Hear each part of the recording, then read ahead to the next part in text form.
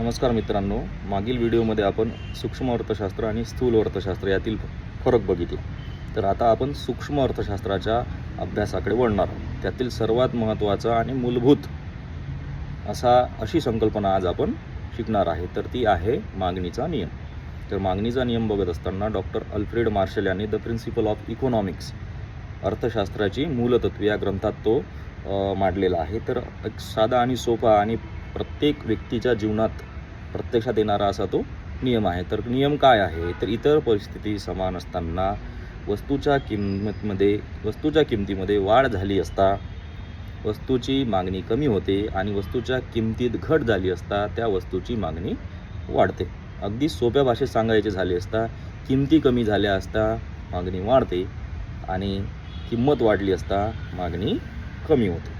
तर हा नियम लागू होत असताना त्याची काही गृहीतके आहेत, काही अपवाद आहे किंवा त्याचा वक्र कशा प्रकारे वर्तन करतो हे आपल्याला या व्हिडिओमध्ये बघणार आहे. तर सर्वात आधी आपण त्याची गृहीतके बघू.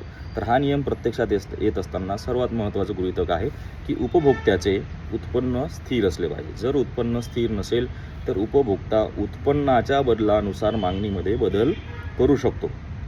म्हणजे किमतीच्याच परिणामाचा नाही तर मागणीवर त्याच्या उत्पन्नातील बदलाचा सुद्धा काय परिणाम होऊ शकतो. म्हणून उत्पन्न काय असले स्थिर असल्या पाहिजे.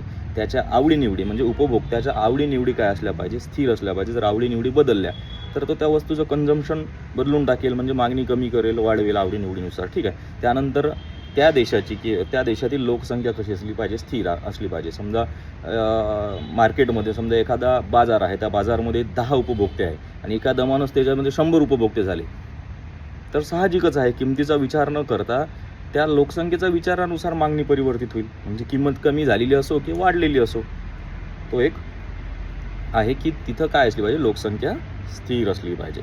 त्यानंतर याचे काही अपवाद आहे. ते अपवाद बघत असताना आपण सर्वात महत्त्वाचा अपवाद आहे, एक अर्थतज्ञ होते गिफेनच्या वस्तू आपण त्याला गिफेन यांनी काय सांगितले, गिफेनच्या वस्तू आपण त्याला म्हणू शकतो. तर गिफेनच्या वस्तू कशा आहे की वस्तूची किंमत कमी झाली असता मागणी वाढायला पाहिजे मागणीच्या नियमानुसार, पण तसं नाही.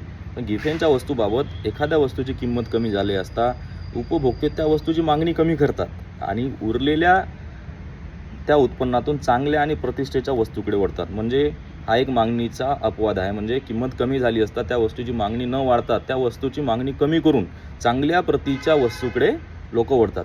गिफेनच्या वस्तूंना निकृष्ट किंवा कमी प्रतीच्या वस्तू असे म्हणतात. दुसरं आहे प्रतिष्ठेच्या वस्तू. आता प्रतिष्ठेच्या वस्तूमध्ये काय काय आहे, तर प्रतिष्ठेच्या वस्तूमध्ये हिरे आहे, सोनं आहे, चांदी आहे. तुम्ही एक साहजिकच आहे, आता आजच्या काळामध्ये सोन्याची किंमत समजा युद्ध वगैरे चालू आहे त्यामध्ये भरमसाठ वाढत चालली आहे, पण त्याची मागणी कमी झाली का? हो नाही, उलट जास्त मागणी त्याची काय होत आहे, वाढत आहे. हे काय आहे, मागणीच्या नियमाचा अपवाद आहे. त्यानंतर जीवनावश्यक वस्तू आहे ज्या स्थिर असतात. तुमच्या त्या किमतीमध्ये काही बदल होऊ द्या, त्यामध्ये काय बदल होणार नाही, जीवनावश्यक वस्तू आहे.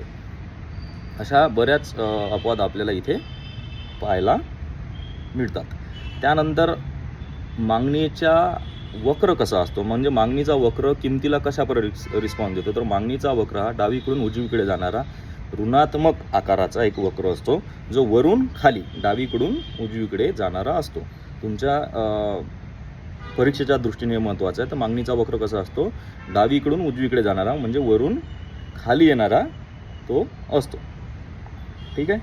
धन्यवाद.